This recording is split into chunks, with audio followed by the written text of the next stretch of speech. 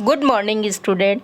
आज हम अपनी कक्षा में पाठ 10 नारी शक्ति के प्रतीक पाठ पढ़ेंगे।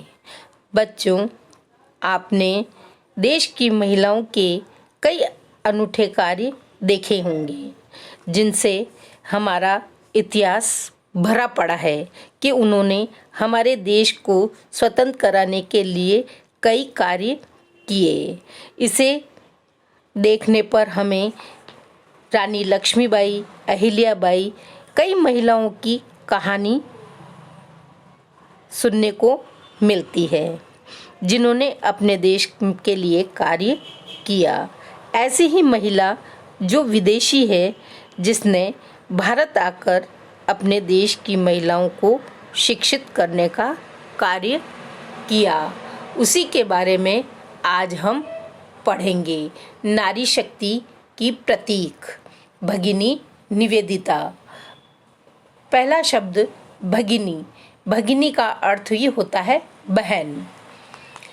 अपने देश की बहुत कुछ कर गुजरने वाली महिलाओं से हमारा इतिहास भरा पड़ा है कि हमारे देश को आज़ाद करने के लिए कई महिलाओं का योगदान मिला है, परंतु एक विदेशी महिला ने भारत के लिए जो कार्य किया वह अनूठा है।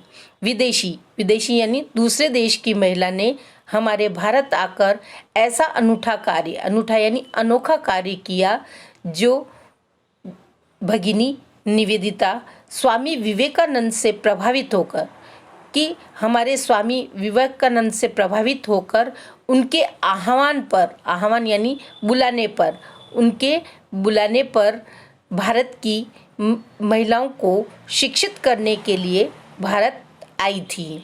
उनका जन्म आयरलैंड में हुआ, परंतु उन्होंने भारत भूमि में अपनी मातृभूमि के दर्शन किए। मातृभूमि यानी जन्मभूमि, और भारत की बेटी बनकर स्वतंत्रता आंदोलन में क्रांतिकारी भूमिका निभाई।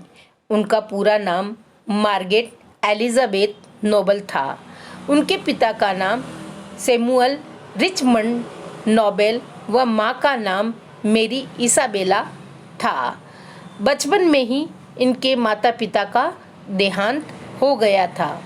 इनका लालन पालन नाना हैमिल्टन द्वारा किया गया था। हैमिल्टन आयरलैंड के स्वतंत्रता आंदोलन के प्रमुख सूत्रधारों में से एक थे।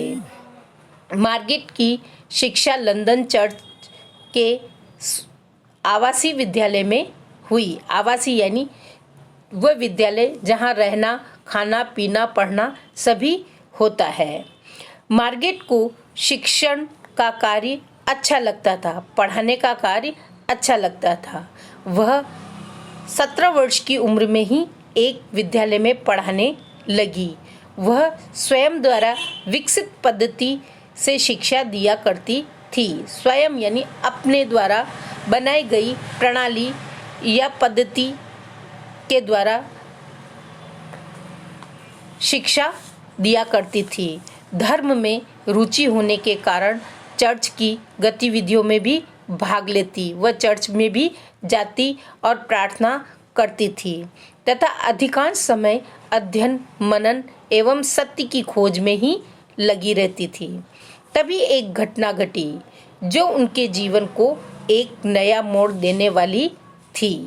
एक सन्यासी का लंदन में आगमन हुआ था, मतलब सन्यासी लंदन गए थे। उनका नाम था स्वामी विवेकानंद। स्वामी जी शिकागो के विश्व धर्म सम्मेलन में ख्याति अर्जित कर अपने कुछ मित्रों के आग्रह पर इंग्लैंड आए थे।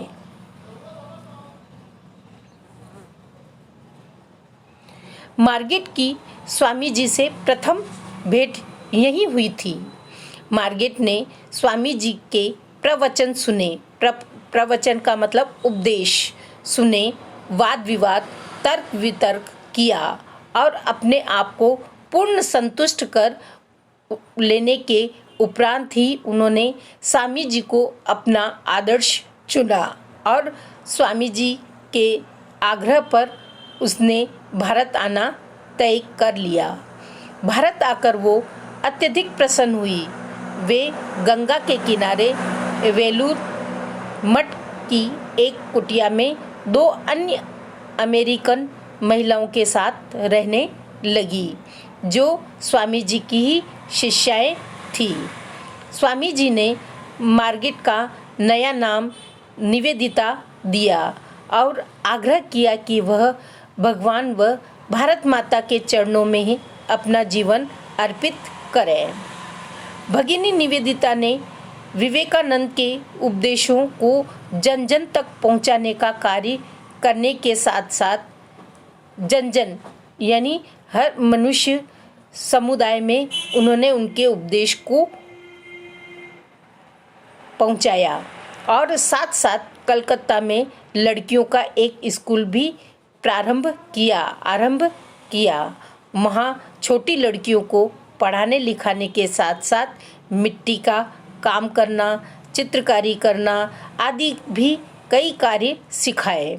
जब कलकत्ता में महामारी फैली तो निवेदिता ने टोली बनाकर दिन रात भूख प्यास की चिंता किए बिना रोगियों की चिकित्सा, सेवा, सफाई आदि कार्य पीड़ितों की मदद की।